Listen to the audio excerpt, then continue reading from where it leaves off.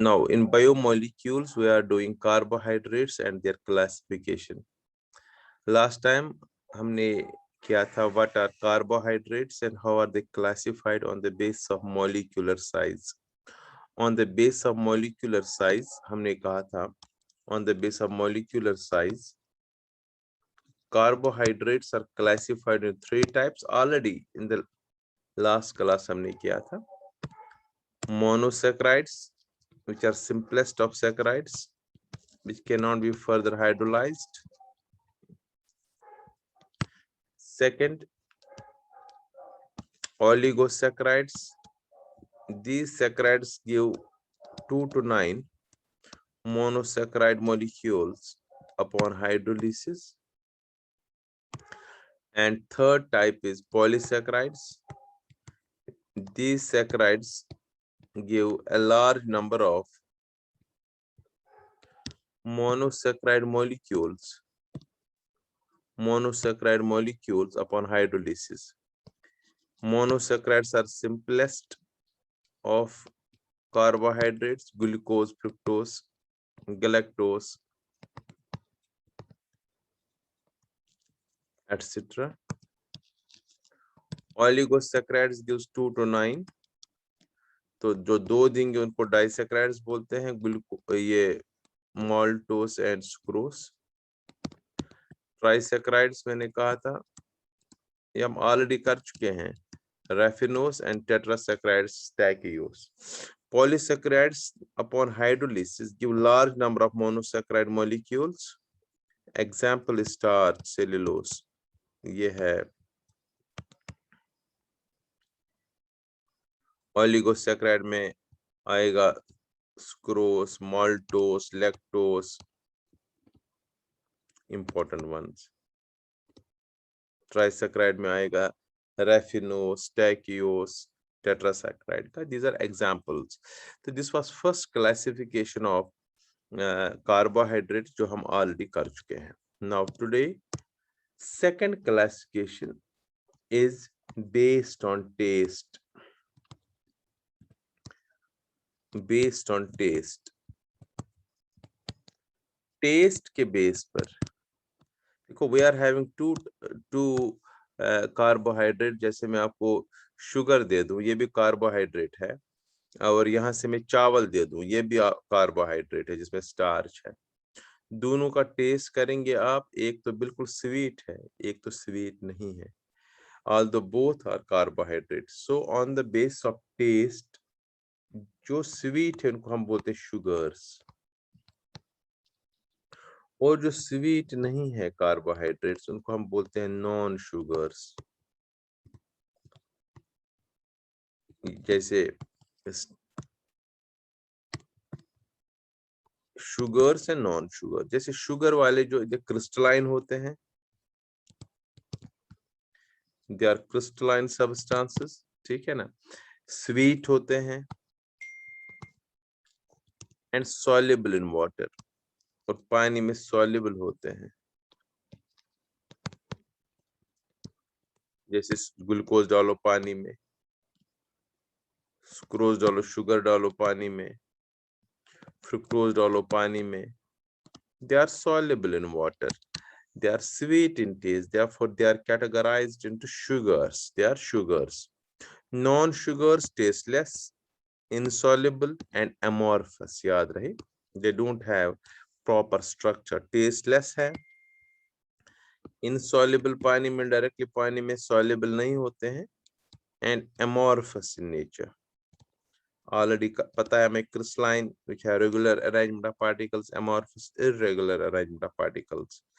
इसमें आएगा starch, and starch आएगा, cellulose आएगा, जिसे cotton plant से निकालते हैं, cotton is cellulose, etc. So this is another classification of carbohydrates based on taste. Based on taste, carbohydrates are classified into 2 types. One is sugars, another is non-sugars. Sugars, these carbohydrates are crystalline in nature. They are sweet and soluble in water. Glucose, sucrose, fructose.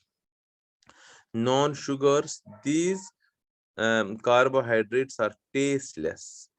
They are insoluble in water and are amorphous. They don't have proper arrangement of particles. That's why they are amorphous.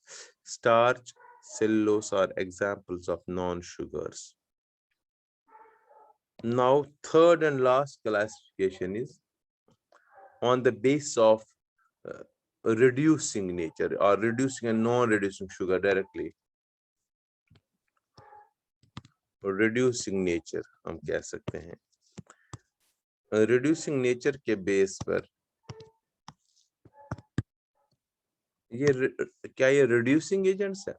क्या ये reduce करते हैं? उसके base पर दो types होते हैं. One is reducing sugars and second होता है non-reducing sugars. Non-reducing sugars. Reducing sugars and non-reducing sugars.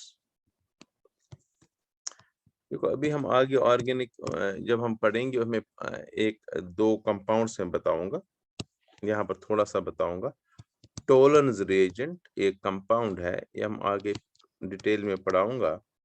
अभी याद रखने के लिए टोलेंस रिएजेंट होता है अमोनिकल सिल्वर नाइट्रेट. ये हम ऐसे भी लिख सकते हैं. टोलेंस रिएजेंट जो होता है एक रिएजेंट है, वो ये कंपाउंड होता है. मिलाते हैं दो कंपाउंड्स हम, अमोनिया और ammonium hydroxide and silver nitrate, उसी से बनता है टोलेंस रिएजेंट और AgNH3 2OH. और दूसरा होता है फैलिंग सॉल्यूशन. फैलिंग सॉल्यूशन भी होती है, हम आगे करेंगे. जस्ट एन आइडिया दे रहा हूं. जब हम फैलिंग सॉल्यूशन की बात करते हैं, it is basically is alkaline copper sulphate. लेकिन आपको याद रखना है फैलिंग सॉल्यूशन में कॉपर आयन और OH नेगेटिव आयंस होते हैं, इनके साथ रिएक्शन करनी होती है व्हेन फैलिंग सॉल्यूशन है. और जब टोलेंस रिएजेंट है तो इसके साथ इसके साथ AgNH3 2OH के साथ रिएक्शन करनी है. एक बड़ा इंटरेस्टिंग है, अगर टोलेंस रिएजेंट में कोई O निकाल देता है, राइट, तो इसमें क्या होगी, रिमूवल ऑफ ऑक्सीजन रिडक्शन. तो जो इसको ये O निकालेगा उसको हम कहते हैं रिड्यूसिंग एजेंट. तो टोलेंस रिएजेंट याद रखना है अभी आपको इतना कि टोलेंस रिएजेंट में जब ये O निकलता है, इसमें रिएक्शन होती है, सिल्वर बनाता है, सिल्वर मिरर बनाता है. जब भी टोलेंस रिएजेंट रिएक्शन करेगा, जब भी टोलेंस रिएजेंट रिड्यूस होगा, तो सिल्वर मिरर बनेगा, वहां पर मिरर जैसा बनेगा सिल्वर का उस सॉल्यूशन में. और जहां पर फैलिंग सॉल्यूशन में से जब ये ऑक्सीजन कोई निकाल देता है, रिडक्शन होती है इसमें, तो ये बनाता है रेड प्रेसिपिटेट ऑफ Cu2O. ये आपको याद रखना है, रेड प्रेसिपिटेट. मतलब अगर कोई भी सब्सटेंस टोलेंस रिएजेंट को रिड्यूस करेगा, कोई रिड्यूसिंग एजेंट हम डालेंगे जो टोलेंस रिएजेंट में से O निकालेगा, तो ये हमें कैसे पता चलेगा वहां पर? शाबाश बताइए, ये हमें कैसे पता चला कि बना है, ये रिएक्शन हुई है? सिल्वर मिरर बनेगा. सिल्वर मिरर बनेगा. ये टेस्ट है, आगे करना है हमने ये. और जहां पर फैलिंग सॉल्यूशन होगा, अगर फैलिंग सॉल्यूशन के साथ कोई भी, जब फैलिंग सॉल्यूशन रिड्यूस होता है तो क्या बनता है?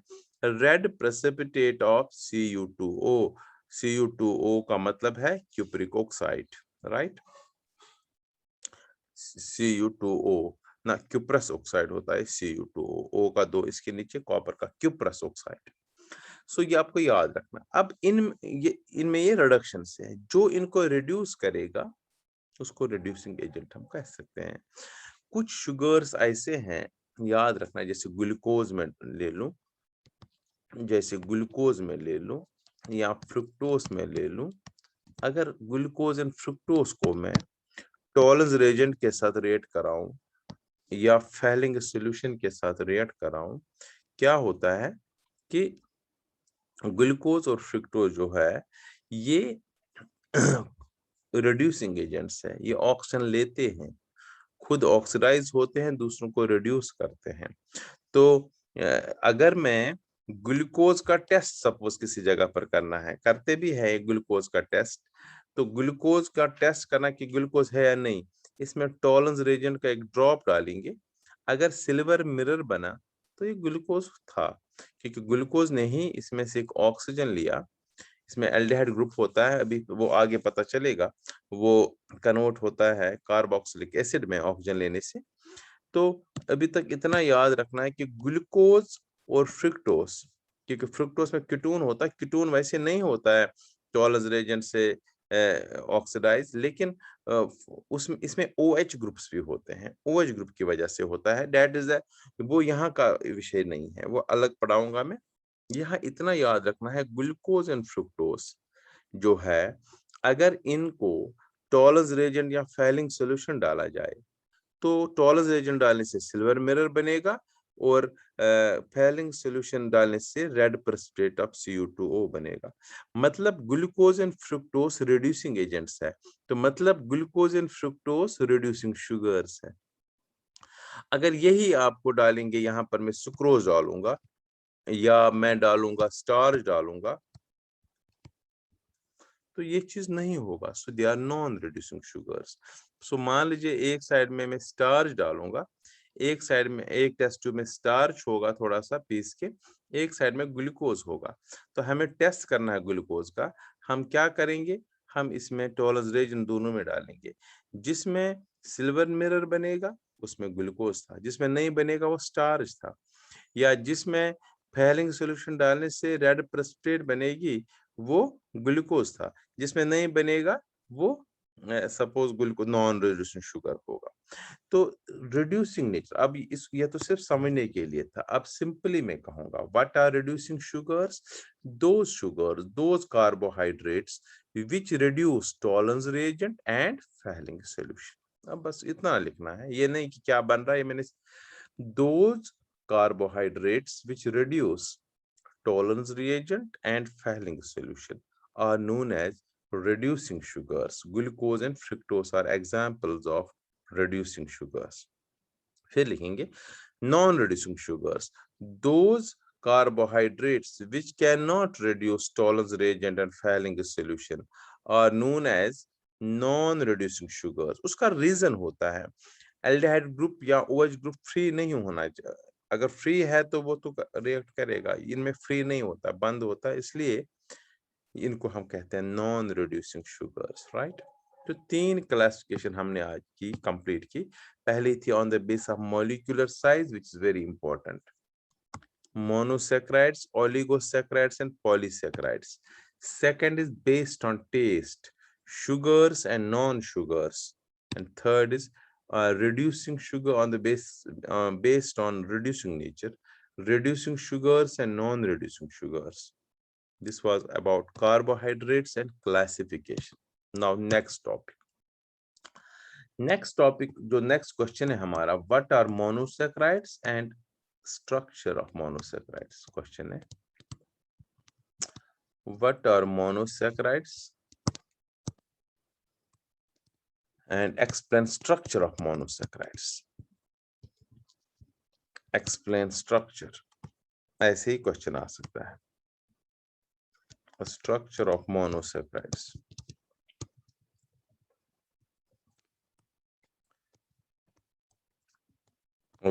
What are monosaccharides and explain structure of monosaccharides, right? अब देख ध्यान से, मोनोसैकेराइड्स की डेफिनेशन हम वैसे कर चुके हैं already. Monosaccharides are simplest of carbohydrates.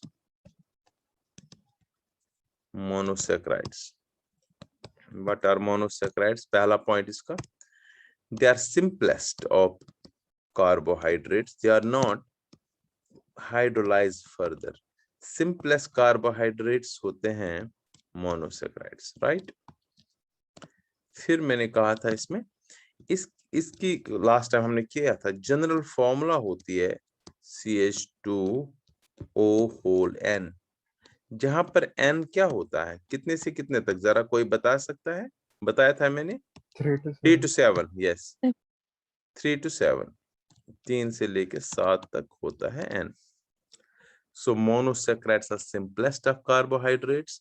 They have the general formula CH2O whole N, where N is 3 to 7.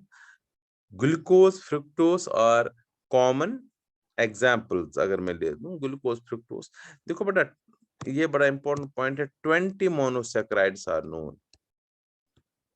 20 जैसे ग्लूकोज एक हो गया, उसमें फ्रुक्टोज भी एक दूसरा हो गया, सपोज गिलेक्टोज तीसरा हो गया, राइबोस फोर्थ हो गया, ग्लिसरॉल्डिहाइड फिफ्थ हो गया. ऐसे 20 मोनोसैकेराइड्स है, 20 डिफरेंट टाइप्स ऑफ मोनोसैकेराइड जो ऑकर इन नेचर होते हैं. मोनोसैकेराइड जनरली क्रिस्टलाइन होते हैं, टेस्टी होते हैं, सॉल्युबल इन नेचर, मतलब शुगर वाले होते हैं सारे. Crystalline, they have sweet taste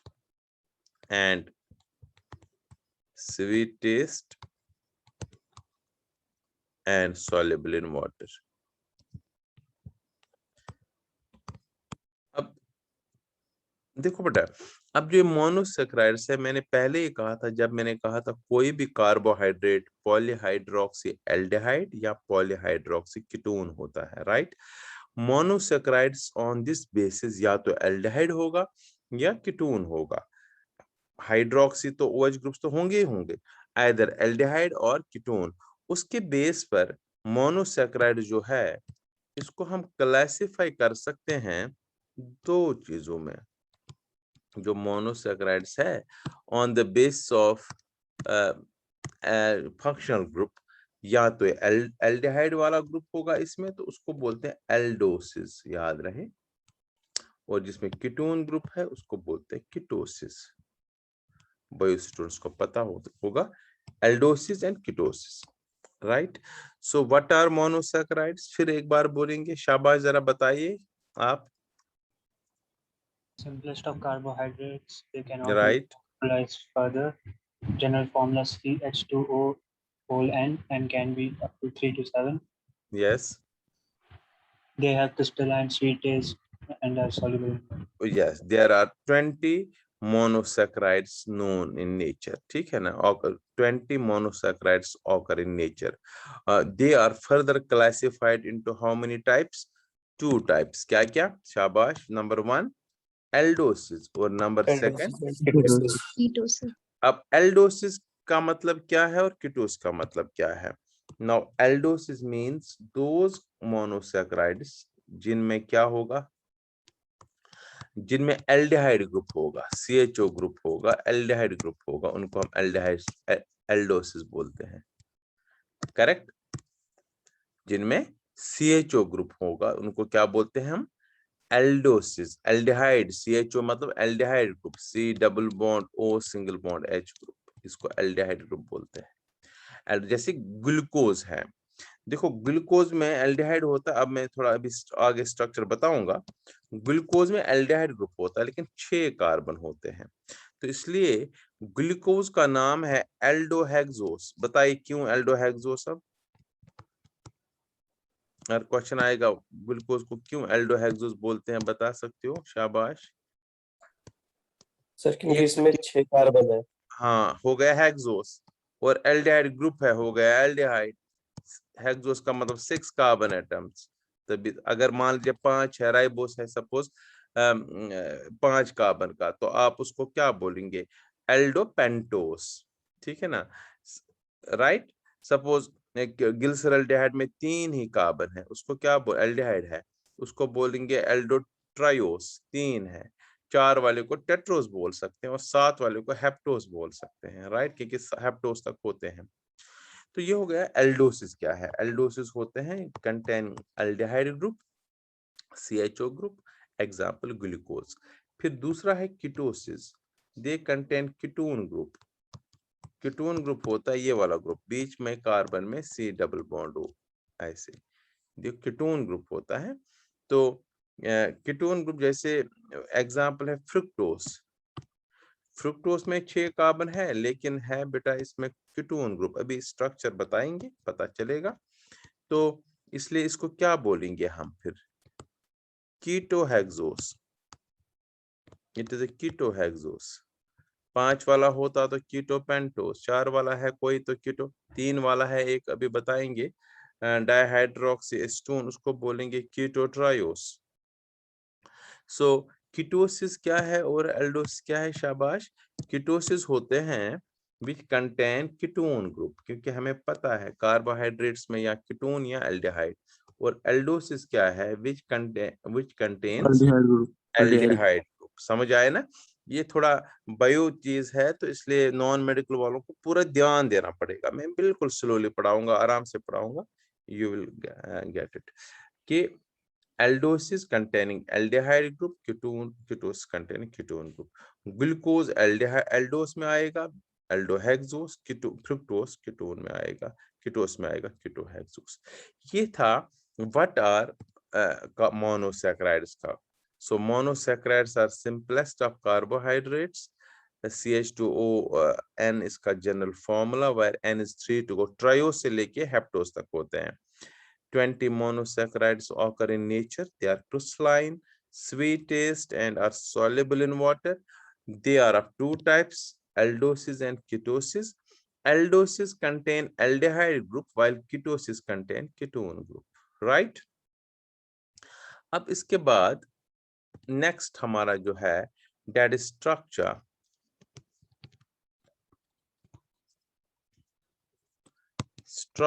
of monosaccharides.